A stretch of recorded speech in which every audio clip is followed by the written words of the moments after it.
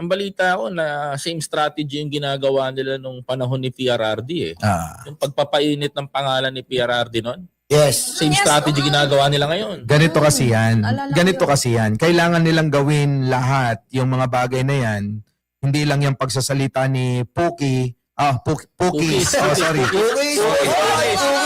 Hindi, kasi may katunog hindi. Wag plural. Pookies. Oh, Wag Pookies. singular. Sorry, Plural. Plural. At saka si Chavit Singson, magkakasabay yan, magkakasama. Bakit kanyo? Kung inyong matatandaan na matagal ilang buwan din nating inaabangan at mangyayari na nga sa susunod na buwan, yung pagsasampa ng impeachment complaint ulit. Or pwedeng ituloy yung impeachment trial Naka-archive. na naka-archive ni Sara Duterte.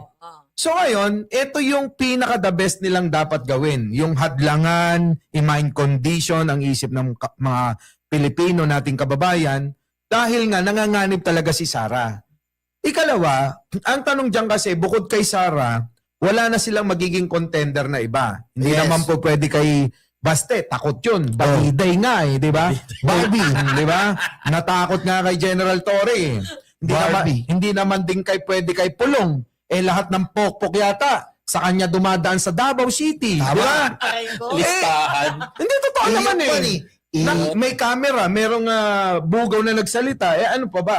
So ano iisipin natin bilang isang makapangyarihan sa Davao, mga kababayan ko, eh malamang pwede niyang diktahan na lahat ng pokpok sa akin muna dadaan. Ganon, di ba? Di ba? Hindi, totoo, real talk. Oo. Pero sabi ni Pulong ayokong tawaging congressman. Putik ko. Bakit? Totoo naman eh. Karapat-dapat bang tawaging congressman? no? Diba?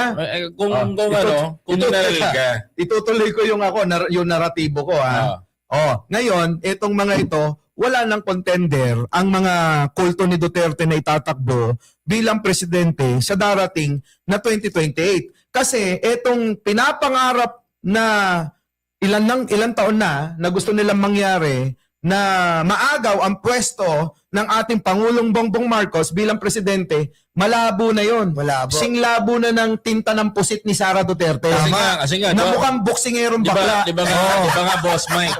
Di ba nga Boss Mike nung pagkapanalo pa lang ni Presidente Bongbong Marcos at tumaupo. Kinukuntsaba pa nga kaya ata ni naalala ko lang, kinukuntsaba pa kayo ni Maharlika na magpalabas ng di ba? Kasi yun talaga kaya nga ako na turn off eh. Alam nyo sa totoo lang, yung sinasabi nila na unity, party tayo dyan. Pero hindi tayo naging parte sa mga bobot, mga tanga na mga sumama sa kulto ni Duterte na mapanlinlang. Biktima kami ng panlilinlang ng grupo na yan. Kaya ang sinasabi ko rito, kung may magsasabi ng totoo, kung gaano ka tarantado tong grupo ni Sara Duterte, kami yun. Kaya nga. Kaya nga, kasi pinagpaplanuhan nila na talagang 2 weeks pala, pababain na si Presidente. Yes. 2 months naman. 2 weeks kasi nakarating sa amin yun. Kaso nga lang, sineminar pa nga kami sa Ilocos, kaya sabi namin nung, putya, walang maglalabas niyan. Delikado yan. Hindi totoo. Buti hindi ka na-influensyahan, Boss Mike. Bakit? Pares ba kami ng utak nung si Maharlika? Tingnan niyo si Maharlika, diba? wala nang ngayon. In fairness, naglabas ng fake news na naman ang Gaga. Ayan! Speaking of fake news. Naglabas ng fake news ang Gaga. Dinabaliktad ulit ngayon.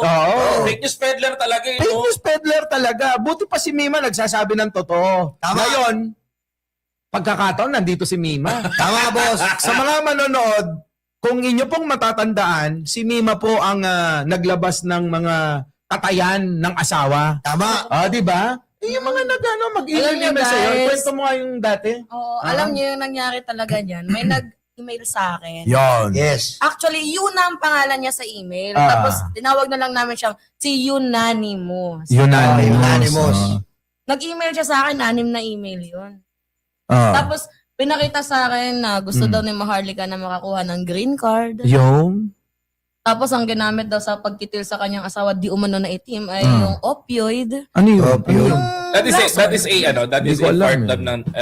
ng contaminated ng isang drug na high dose na talagang So masama talaga ugali ni Maharlika, no? Kasi imagine mo, Tuloy mo. yung anong sa asawa niya yun. Pero ang hindi ko lang magets, bakit ako yung pinagsandan ni Yuna nun? Hmm. Na pwede naman kayo. Oh. Pero iniisip ko, syempre, parehas kaming babae sa babae, nakakahiya naman natin Oo. kung lalaki yung maglabas na. Yan, tama. At least, fair and square, eh. Oh. Tayo mga minamahal, meron tayong legit na evidence. Nung pinakita ko yung green card, Ah. pinakita ko yung picture niya, nakasama ang kanyang di umano yung negro na asawa. Ewan ko kung totoo ba yun yung negro na pinakita sa akin ni Yuna, diba? Huwag ka naman, huwag mo nang pang anuan yung negro. Parang nasasaktan pinaparing ako eh. Aray ka natin eh. Sige, tuloy. Diba? Tapos yung dalawang lason na ginamit, which is yung opioid, tapos nakalimutan ko na yung isa kasi almost... Hindi, meron ako narinig nun na sinasabi nyo yung yung bang coolant. Ano ba yung coolant? Coolant. Ano Sa ba yun? sasakyan, boss. Yeah, oo, yung sa Hinahalo daw sa kape? Hinahalo sa kape. Wait, speaking of coolant, andaan nyo, nakakalason talaga yan. Kayang butasin ang bituka mo niyan dahil pang-radiator yan eh. Stain ng yung kalawang sa loob ng sasakyan natin Tapos, yan. ito yung malala. Ano yan? Ito hindi ako nag-judge sa merong mga sakit nito. Mas maganda nga, prevention is better than cure. Itong si Maharlika, nagkaroon daw ng HIV. Hala ka. Pero hindi tayo nag-judge dito kasi 'di ba may mga taong mayroon talagang kita yung ano na. Pero ang problema kasi kay Maharlika, kinalat niya pa ng kinalat. Nakipag-tuksyakan pa daw siya sa ibang mga vloggers daw dito sa Pilipinas. Naku. Boss Kaya ba nakakasakit na yung Sino nakakasama Hindi, niya? vlogger nagkakasakit na lagi nasa ospital. Oo. Si ano? Yung, Hindi kaya yun. Hindi, yung kasama. Hindi naman siguro yun. Kayo. Hindi, di ba? Yung may tattoo. Hindi, yung di ba may sex video pa? Meron nga, 'di ba? Oo May nga. tattoo Oh. na. Hindi, nakita ko yung sex video si Maharlika eh. Oo, grabe. Kung itatapat mo naman doon sa nilabas ni Maharlika na kamukha daw ni First Lady. Oo, ang layo. Vietnamese yun! Hindi. Alam mo ba, nung tinitigan ko maigi, gumano pa nga ako eh. Nilapitan Habang ko. nilapitan ko, gumagano ako. Puta ka mukha ni Hanilet eh. Aray ko.